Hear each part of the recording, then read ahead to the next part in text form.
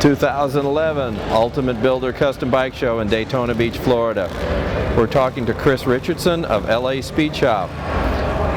Chris brought us a freestyle bike, number 11, and we've seen Chris before. He won second place in the Ultimate Builder at the LA show.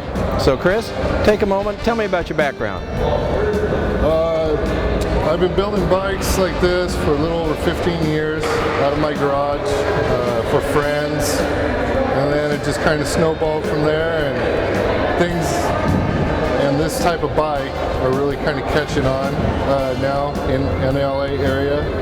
I love building tight, small bikes so you can go in and out of traffic. In LA we can split lanes, so it makes it nice for splitting down traffic areas and such. And I had great help on my wiring from Berto from Mobile Custom Wiring, helped me out with the wiring. And my painter did an excellent job. His name is Casey at Case Custom. He killed it on the paint. It was fun to do. I did this bike in about a month and a half. So let's start from the beginning. What were you trying to accomplish with this build?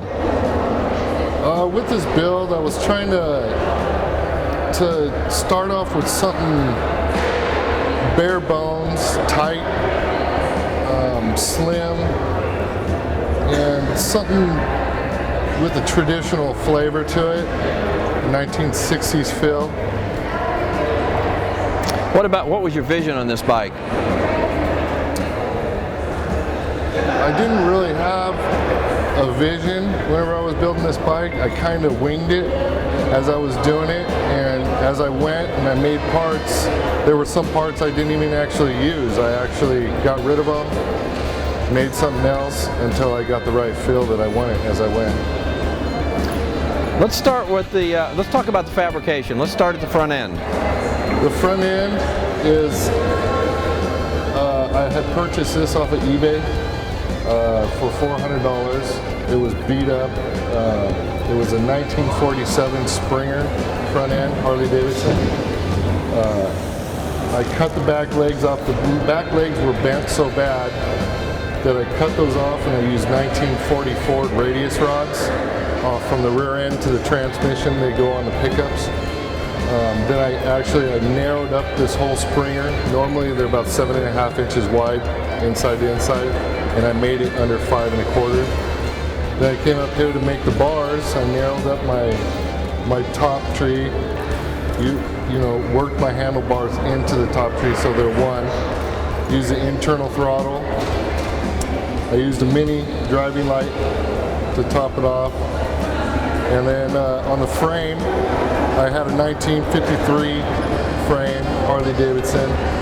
I stretched the backbone, I lengthened the down tubes, and that's all for frame modifications. And then gas tank, I had made basically a Mustang style gas tank that I narrowed and tapered at the top a little bit just to add some depth and angle to the gas tank. The motor is a 1947 replica knucklehead.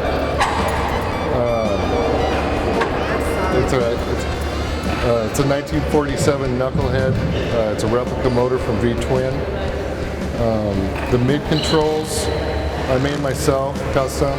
I machined my own pegs, brake pedals. I have a foot clutch on the left side with a jockey shift on the left. And the transmission, actually, I got from Custom Chrome. They sponsored and gave me a good deal on a 4-speed transmission. The oil tank I custom made out of Offenhauser 409 Chevy valve covers that I cut up and maneuvered, remade fins, ran my oil lines through. The battery actually goes up inside of the oil tank, and then my power wires come through the oil tank out by the coil. The pipes are aftermarket Paco pipes that I had gotten from V-Twin.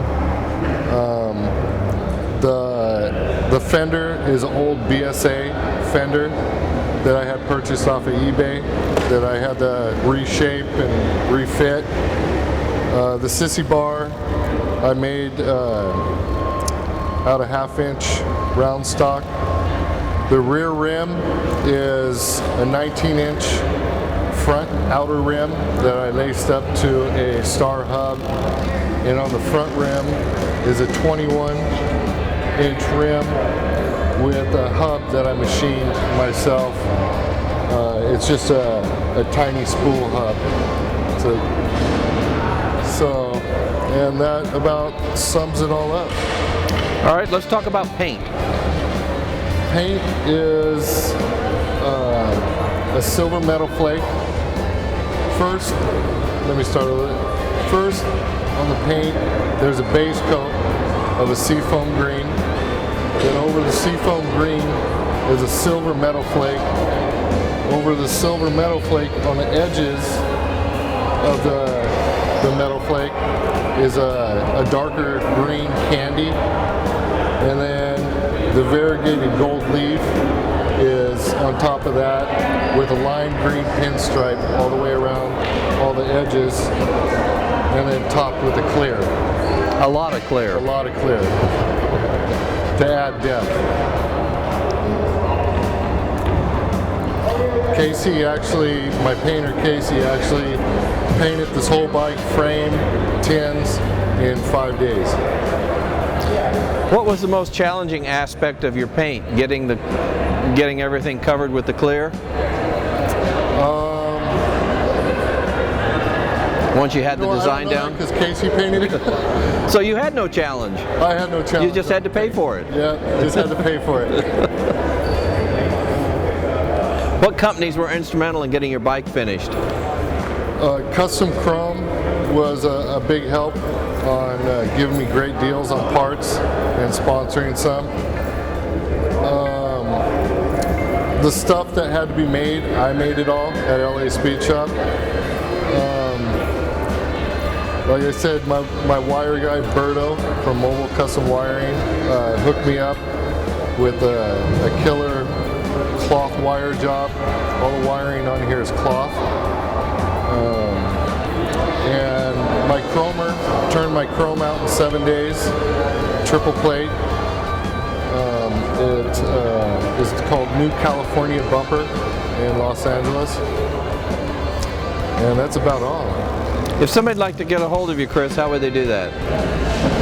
You can reach me at laspeedshop.com or Chris at laspeedshop.com. Chris, thank you very much. Thank you.